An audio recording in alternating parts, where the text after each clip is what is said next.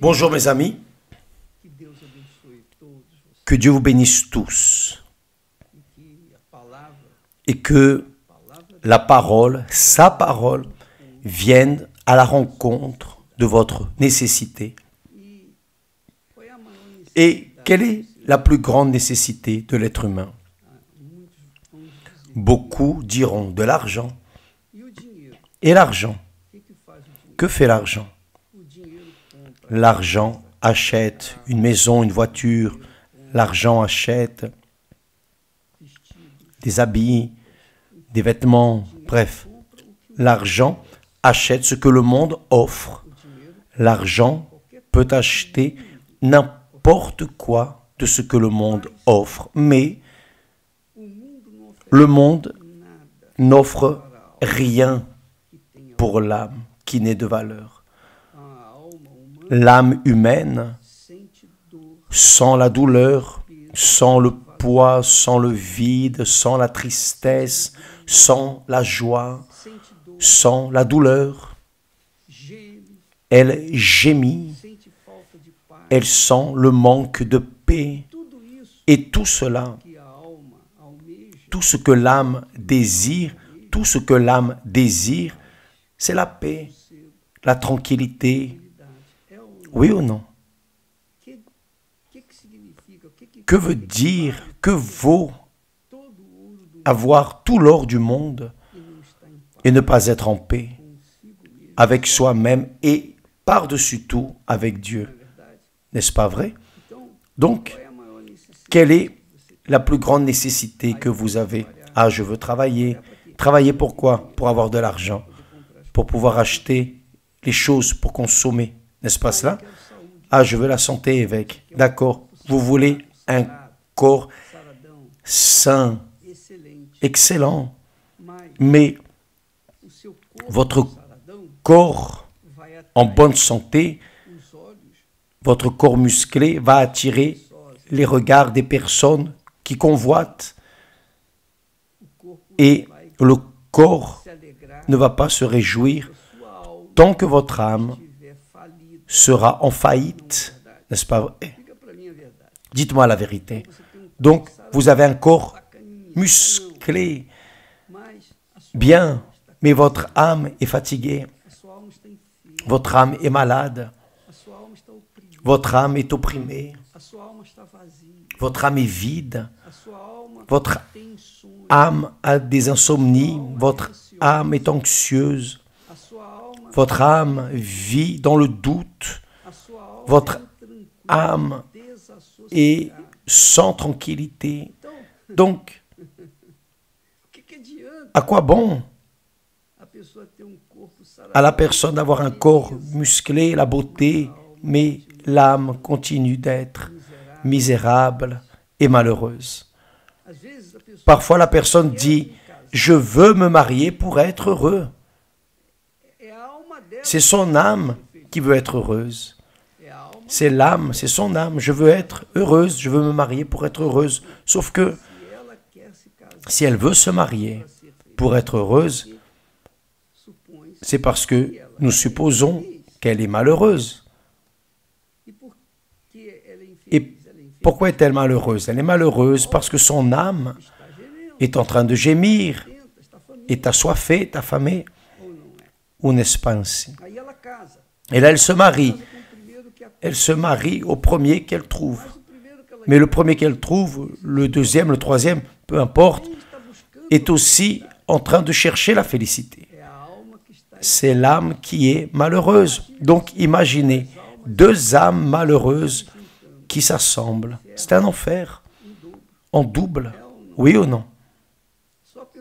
Il suffit juste de penser un peu, juste de raisonner un peu.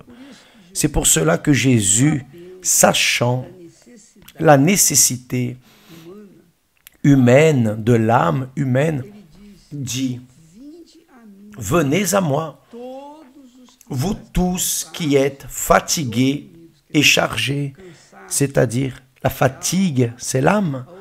L'oppression, c'est dans l'âme. Fatigués et chargés, et je vous donnerai du repos.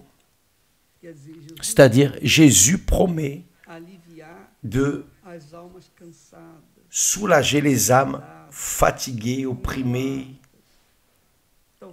Peut-être que vous êtes cette créature à qui presque tout manque. Donc, vous courez après pour avoir quelque chose en plus dans votre vie, n'est-ce pas?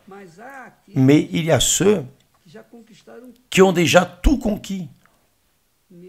Même ainsi, sont des personnes vides, des personnes tristes, sont des personnes amères, malheureuses. Comment satisfaire cette personne qui a tout ce que la chair aime, mais qui a une âme en faillite, une âme désespérée? Qu'est-ce que la personne va faire dans ce cas? Il n'y a qu'une manière, mes chers amis. Chacun doit utiliser son intelligence, sa sagesse, sa raison, son esprit pour donner une direction à son propre cœur, qui est affligé, blessé, fatigué. L'âme, le cœur, c'est l'âme. Alors, mettons ce cœur sur l'autel de Dieu. Voilà, mon Seigneur. C'est un cœur blessé, amer, triste, abattu, rempli de doutes, d'anxiété. Mon cœur et mon âme est insupportable. Elle me fait sentir des douleurs atroces. Bien, mes chers amis, Jésus a dit, venez à moi. Lui seul a les conditions de réparer, de résoudre votre problème. Et lorsque la personne donne son âme, donne son cœur à Jésus, il lui donne un nouveau cœur, une nouvelle âme. En plus, au-delà de mettre son esprit à l'intérieur de la personne. Donc Dieu, mes amis, Dieu n'est pas religion. La foi n'est pas une religion. La parole de Dieu n'est pas religion. La parole de Dieu est Dieu parlant à ceux qui ont soif et faim de justice. Si vous êtes l'une de ces personnes, Jésus a dit, venez à moi et je vous donnerai du repos. Et il dit, prenez mon joug sur vous. Quel est le joug de Jésus? Le joug de Jésus, c'est que vous portiez ces commandements qui contrarient le monde, qui contrarient les personnes, qui contrarient la société. Le joug de Jésus, c'est la vérité. La vérité. Vous prenez la vérité avec vous. Vous allez rencontrer immédiatement votre famille qui va trouver que vous êtes folle, que vous êtes fanatique, que vous êtes ceci, que vous êtes cela. Mais qui livre le cœur à Jésus reçoit de lui une paix inexplicable, une paix extraordinaire, quelque chose d'extraordinaire. Et là, son âme se tranquillise, elle reste en paix, elle reste saine, et alors, cela se reflète à l'extérieur. C'est le corps remercie. Lorsque la personne, par exemple, dit « J'aimerais avoir au moins une minute de paix, je n'ai pas de paix », c'est cela. C'est votre âme qui souffre. C'est votre âme qui est en train de dire « Ah, je ne supporte plus ». Et beaucoup veulent mettre fin à leur jour parce que l'âme est dans une situation déplorable. Alors, elles veulent mettre fin à leur jour pour essayer de résoudre le problème. Ça ne va pas résoudre le problème. Parce que si l'âme souffre dans ce monde physique, imaginez ce qu'elle va souffrir dans le monde spirituel. Lorsque lorsqu'elle ne s'est pas donnée, la personne ne s'est pas donnée à Jésus. Imaginez. Si dans ce monde, la personne gémit, hurle de douleur, son âme hurle de douleur, imaginez dans le monde à venir, le monde des ténèbres. Jésus dit, prenez mon joug sur vous et recevez mes instructions, car je suis doux et humble de cœur. Lorsque vous mettez votre joug sur l'autel, Jésus vous donne son joug pour vous.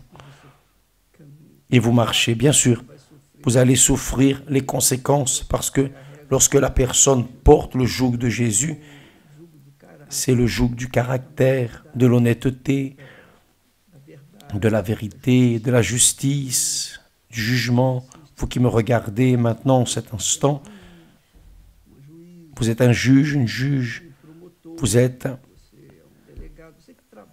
une personne qui travaille quotidiennement avec la justice.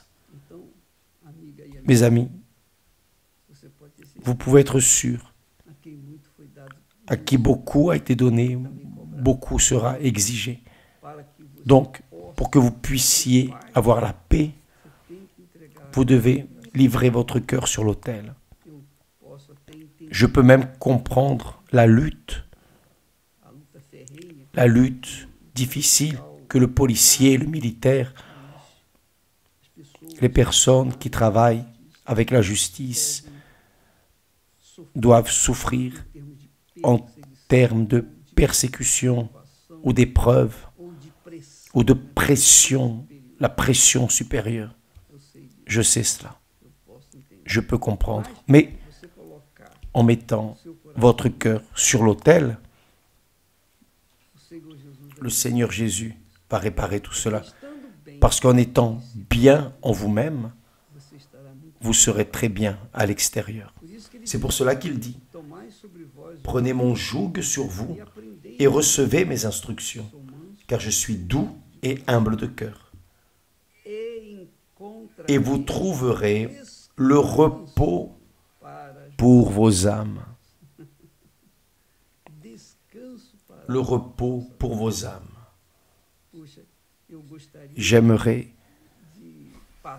vous transmettre ce que Dieu m'a donné. J'essaye. Je cherche à faire le meilleur, mais comme être humain et d'argile, c'est difficile. Mais j'aimerais que vous ayez la paix que le Seigneur Jésus m'a donnée. J'aimerais. Parce que plus jamais votre vie ne serait la même. Mais je ne peux pas. Je ne peux pas croire pour vous. Je peux prier pour vous. Je ne peux pas agir pour vous. Je peux prier pour vous. Donc ici, nous sommes en train d'enseigner la parole de Dieu. Ces paroles ne sont pas les miennes. C'est la parole du Seigneur, du Saint-Esprit. Donc, quand la personne écoute cette parole, boit de cette parole et la met en pratique, alors elle aura le résultat des bénéfices de cette parole. Jésus a dit, et vous trouverez le repos pour vos âmes. C'est d'ici. Ce n'est pas après la mort, non, c'est d'ici. Le repos ici, maintenant, pour l'âme qui est affligée, brisée, fatiguée, sans tranquillité, vide. Vous qui me regardez en ce moment, mes amis, et désirez cela, aujourd'hui même, dans toutes les églises universelles, nous aurons la nuit de l'âme. Allez vers une église universelle, allez. Peu importe si ce n'est pas au temple de Salomon, un temple qui est beau, un temple confortable. Ça peut être une église petite, simple. Mais si là, il y a un homme de Dieu, et je crois qu'il y aura, vous attendant, vous allez trouver le repos pour votre âme, parce que l'homme de Dieu va vous transmettre l'Esprit, d'accord ? Que Dieu vous bénisse tous au nom du Seigneur Jésus et à demain. Amen.